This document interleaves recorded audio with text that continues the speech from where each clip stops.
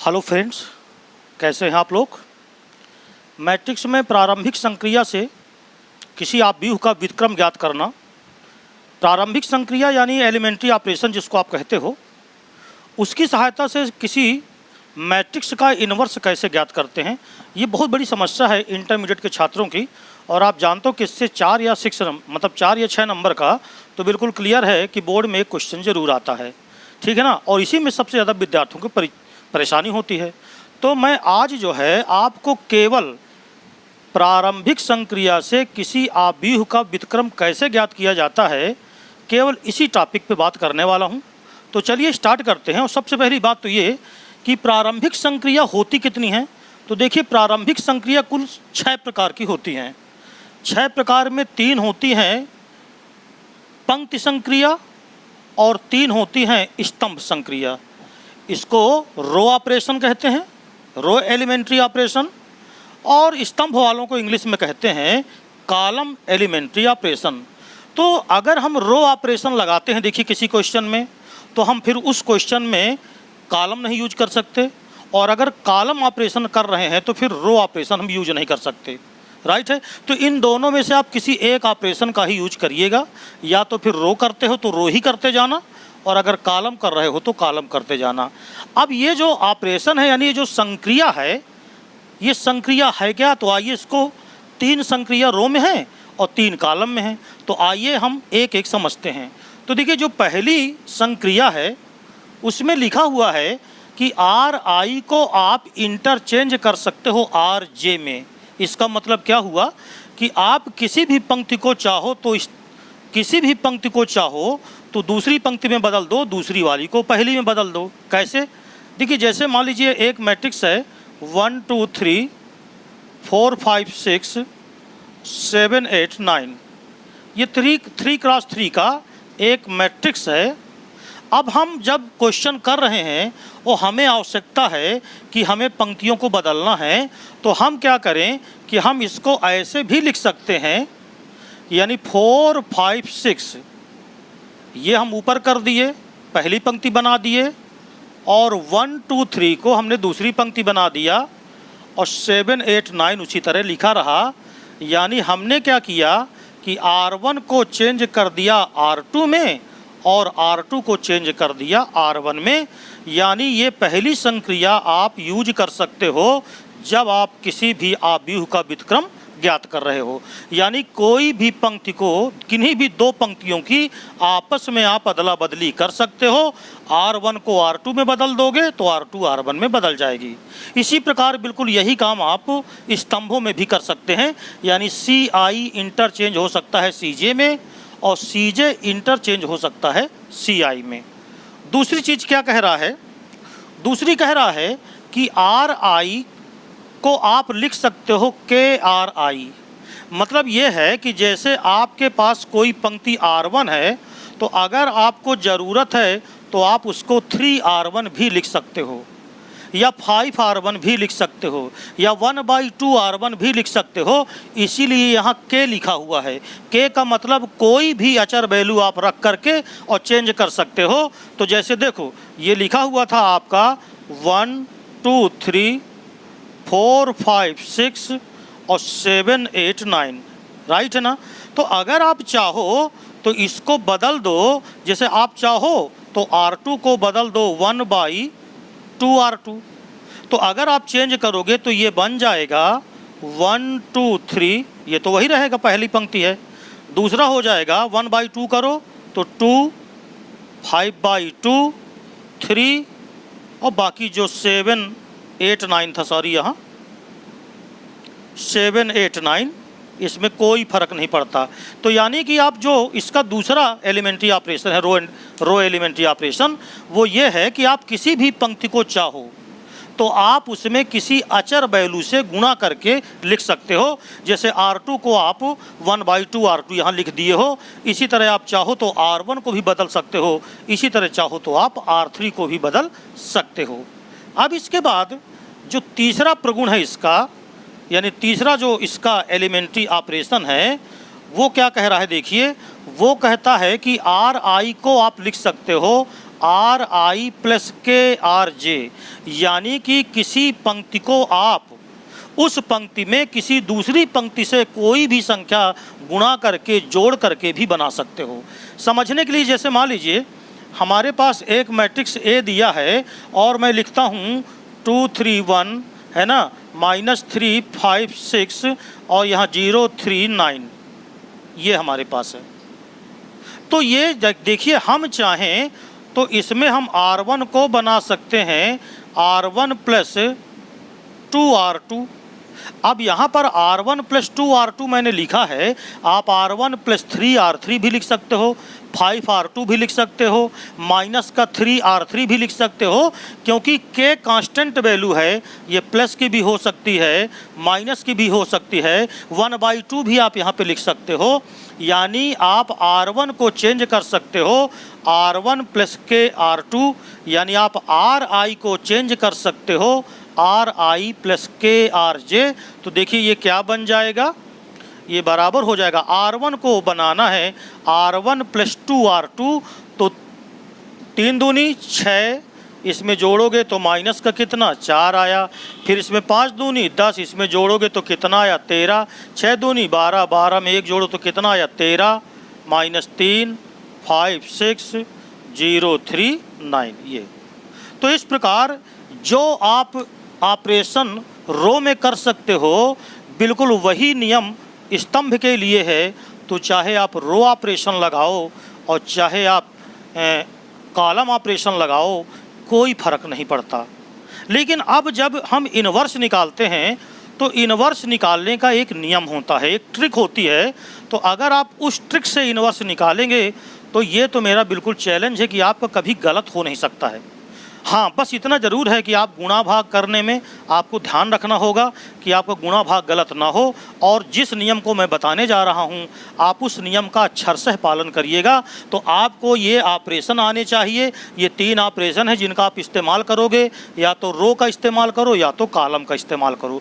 आप एक एग्जाम्पल लेकर के, ठीक है ना, और हम इन्वर्स निकाल के चलिए आपको बताते हैं, तो आपकी समझ में बहुत अच्छे से आ जाएगा। तो चलिए देखते हैं एक एग्जाम्पल से कैसे इसको करेंगे। अब इसको हम एक उदाहरण से समझते हैं। यदि ए एक वर्ग आव्यूह है, वर्ग आव्यूह होना जरूरी है, आप जानते हो। यदि ए एक वर्ग आव्यूह है तो ए को लिख सकते हैं हम I इंटू ए, जहाँ I होता है तत्समक आव्यूह, आइडेंटिटी मैट्रिक्स, राइट।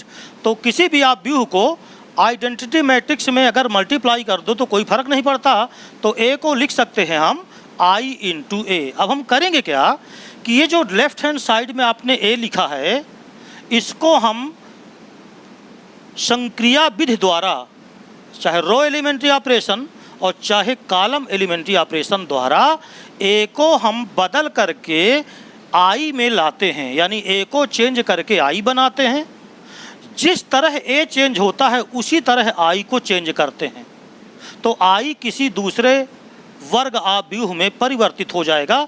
मान लो उसका नाम हमने क्या रखा बी, तो ये हो गया बी। ए को कुछ नहीं करते, ए को ए के रूप में लिखा रहने देते हैं, तो बी इंटू ए ये आई बराबर आ जाएगा।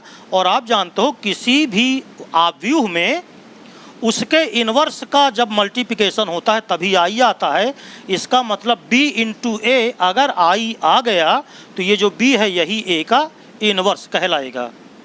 तो चलिए हम एक उदाहरण लेते हैं। एक वर्ग आव्यूह है 3 क्रॉस 3 का है, 0 1 2 1 2 3 और 3 1 1।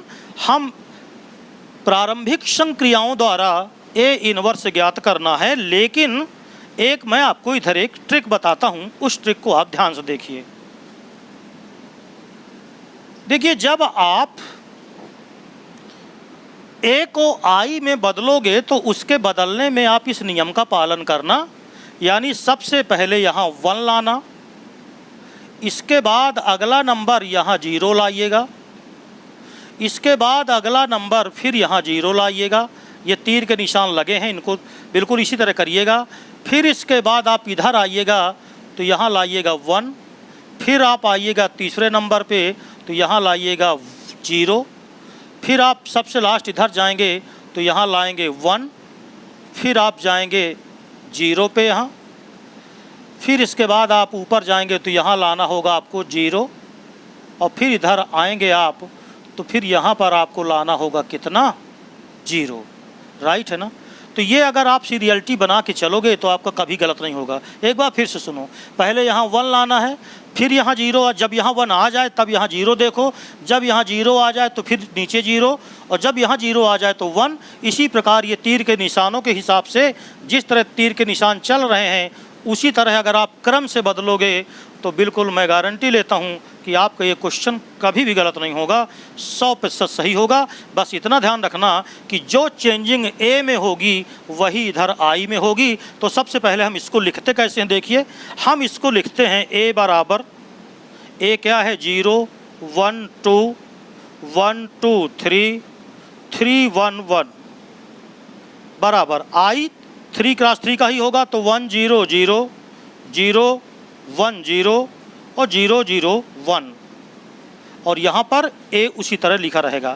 अब देखो सबसे पहले हमें पहला नंबर बदलना है, यहाँ 1 लाना चाहिए हमको। तो सोचो ज़रा कि यहाँ 1 आ सकता है अगर मैंने जो आपको नियम लिखाया है उसमें अगर आप R2 को R1 में चेंज कर दें और R2 को R1 को R2 में, यानी हम चेंज कर सकते हैं R1 को चेंज कर दिया जाए R2 में और R2 चेंज हो जाए किस में, R1 में। तो देखिए क्या बन जाएगा, ये बन जाएगा 1 2 3 0 1 2 ये आ गया, और 3 1 1 यहाँ कोई भी प्रभाव नहीं पड़ा, बराबर।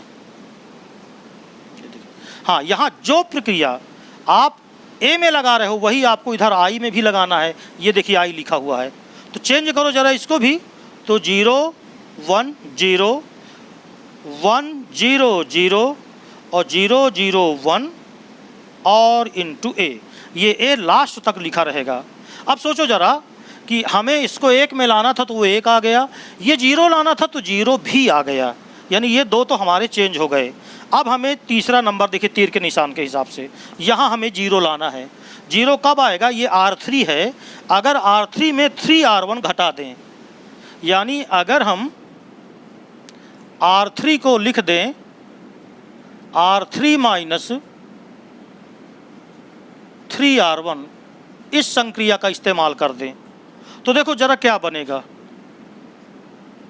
क्या चेंज करना है हमको, R3 चेंज करना है, यानी R1 और R2 उसी तरह लिखो, तो 1 2 3 0 1 2, किसको चेंज करना है, R3 को। तो इसका 3 गुना घटाओ तो 0 आया, ये देखिए इसका 3 गुना घटाओ तो 3 दूनी 6, 1 में 6 घटाओ -5 आया, यस। 3 त्रिकाई 9, 1 में 9 घटाओ माइनस का 8 आ गया, ये आया, बराबर। इधर भी R3 चेंज होगी, यानी R1 और R2 में कोई फर्क नहीं, तो 0 1 0 1 0 0 R3 चेंज होगी। R3 का मतलब क्या हुआ, आपको क्या करना है, R3 में 3 R1 घटाना है, इसका 3 गुना घटाना है, तो यहाँ तो कोई फर्क नहीं 0। हाँ, 3 का 3 गुना घटाना है तो यहाँ माइनस का 3 आया, और यहाँ 0 को घटाओगे तो 1 ही आएगा, और इनटू ए। देखिए चेंज हो गया ये भी, यहाँ 1 लाना है यहाँ, तो यहाँ तो 1 लिखा हुआ है, तो अब यहाँ चले आओ, यहाँ क्या लाना है आपको, 0, देख लीजिए। इसका मतलब ये है कि R3 को फिर चेंज करना है, मगर यहाँ 0 लाना है तो R2 का 5 गुना अगर यहाँ जोड़ दो तो 0 आ जाएगा, यानी आप फिर से बनाओ R3 को R3 + 5 R2, तो क्या आएगा देखिए, ये आ जाएगा, ये आ जाएगा 1 2 3 कोई चेंजिंग नहीं, 0 1 2 कोई चेंजिंग नहीं। हाँ, R2 का 5 गुना R3 में जोड़ो, R2 ये दिख रहा है, इसका 5 गुना इसमें जोड़ो तो 0, इसका 5 गुना जोड़ो तो 0, 2 पंचे 10 -8 में जोड़ो तो 2 आया, ये देखिए 5 गुना जुड़ गया। इधर भी यही करना है, क्या चेंज होगी R3, तो इत्मीनान से पहले R1 R2 लिख डालो, ये देखिए लिख गया 1 0 0। हाँ, इसका 5 गुना, R2 का 5 गुना यहाँ लिखा है, देखिए R3 में जोड़ो तो 5 गुना इसका जोड़ो तो कितना आया 5, बोलो। इसका 5 गुना जोड़ो कोई फर्क नहीं, ये आया, इसका 5 गुना जोड़ो कोई फर्क नहीं, और इनटू कितना ए, ये चेंज हो गया, अब यहाँ 1 लाना है, यहाँ 1 लाना है, मगर यहाँ लिखा कितना है 2। 1 कब आएगा? जब R3 को आप लिख दो 1/2 R3, यानी हम लिख दें R3 को 1/2 R3 लिख दें, तो क्या आएगा ज़रा सुनो। हाँ, R3 चेंज होगी तो तुरंत आप R1 R2 जल्दी से लिख लो। 1 2 3 0 1 2, इसका 1/2 करोगे तो 0 0 1 इक्वल, इधर भी 0 1 0 कोई फर्क नहीं, 1 0 0 कोई फर्क नहीं।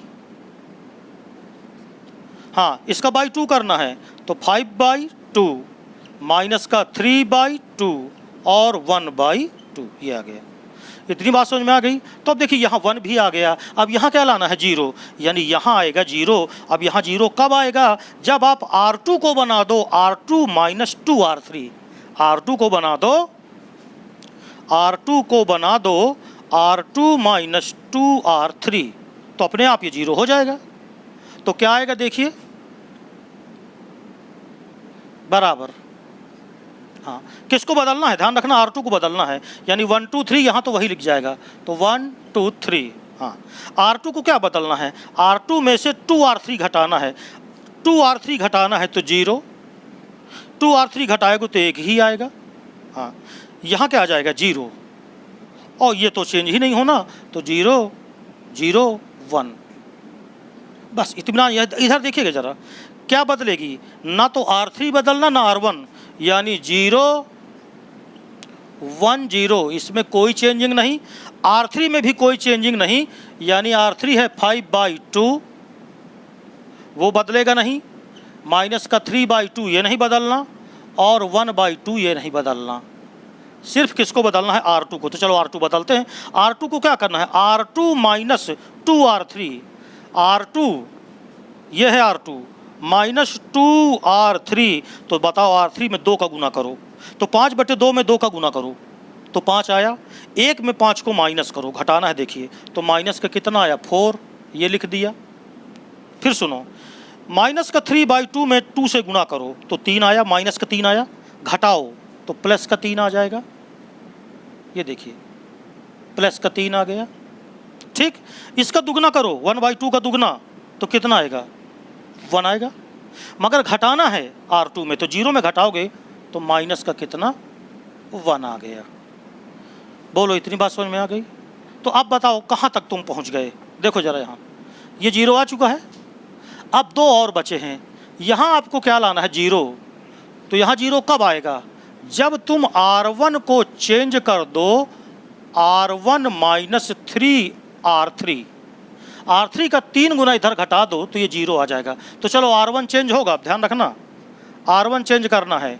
3 गुना घटाओ तो 1, यहाँ घटाओगे तो 2 ही रहेगा, और यहाँ 3 गुना घटाए तो क्या आया? 0, बकाया 0 1 0 0 0 1। ये देखिए,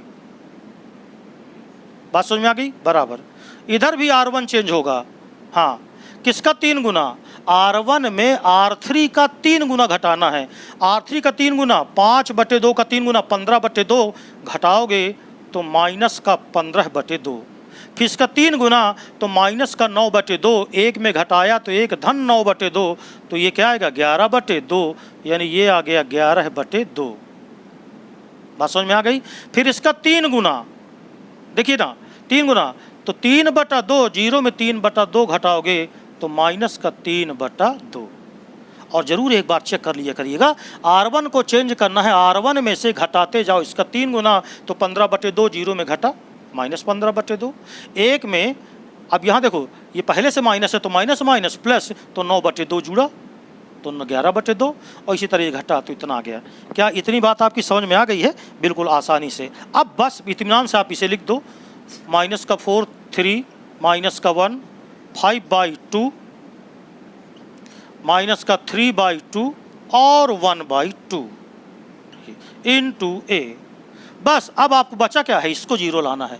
इसको 0 लाने का मतलब ये जो 2 लिखा है इसे 0 लाना है। तो अब आप R1 को चेंज करो।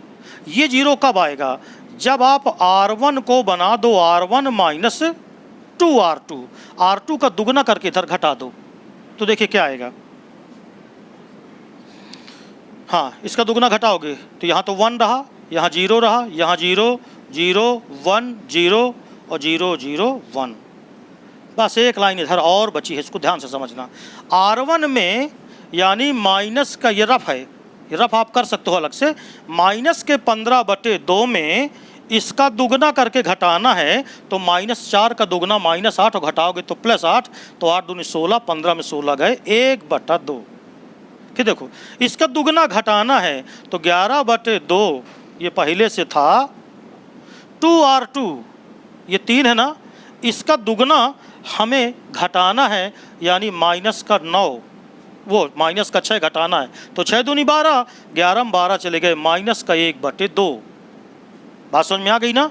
फिर देखो R1 में 2R2 यानी इसका दुगना घटाना है तो -3/2 है और +2 हो जाएगा, तो आ गया 1/2, हो गया रफ काम खत्म, यानी ये आ गया 1/2। तो ये आप अलग से रफ कर सकते हो, ये 1/2 आ गया। और देखिए ये -4, 3 -1, ये 5/2, ये -3/2 और ये हो गया 1/2। तो इस प्रकार इंटू A। तो अब ये चूंकि I में बदल गया, तो ये अगर आप इसको B कहते हो तो B इंटू A माना जाएगा, और यही B किसके बराबर है, A इनवर्स के। यानी अब अगर इसको मिटा दो, चूंकि आप इसको नोट कर चुके होंगे, तो जो आंसर होगा, इसलिए मैं यहाँ आंसर लिख रहा हूँ, A inverse this is equal to 1/2 -1/2 1/2 -4 3 -1 5/2 -3/2 और ये हो गया 1/2। तो इस तरह आप करोगे। तो देखिए यहाँ पर समझाने में समय लगता है, लेकिन अगर आपको ये क्लियर कट आपको आ जाएगा तो आप बहुत आराम से आप इसको जल्दी भी कर सकते हो, क्योंकि 2 3 4 क्वेश्चनों में जब आप इसका अनुप्रयोग करोगे तो आपको तुरंत समझ में आ जाएगा। राइट है। तो ये है प्रारंभिक संक्रिया से किसी आव्यूह का वर्ग ज्ञात करना। धन्यवाद।